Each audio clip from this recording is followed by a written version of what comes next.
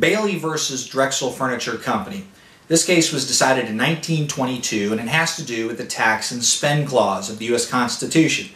Article 1, Section 8, Clause 1. Now, from the beginning of the U.S. Constitution, there were debates and arguments over the power of the Tax and Spend Clause. I think this case does a good job of highlighting some of those arguments. This case involves specifically a child labor tax that Congress had passed and was to apply to the profits of any company that hired children.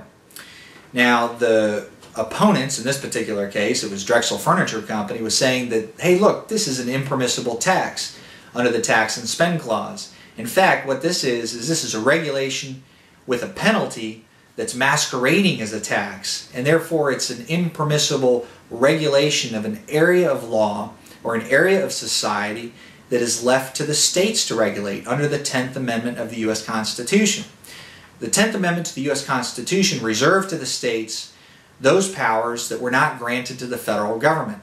In this particular case, the U.S. Supreme Court happened to agree with the argument and say that yes, children laborers and child labor is an area of law that's left to the states to regulate in 1922. And what this wasn't a tax. They looked at it on its face, and I encourage you, if you're interested, to go read the case itself, and you can actually read the tax. But they said on its face, this is a penalty, this is a regulation, it's not a permissible tax under the Tax and Spend Clause, so they struck it down. And this case does a good job of highlighting a restrictive reading of the Tax and Spend Clause and showing some of the arguments that happened on both sides. But like any power in the Constitution, depending on how the Supreme Court interprets it, it either expands or contracts over time.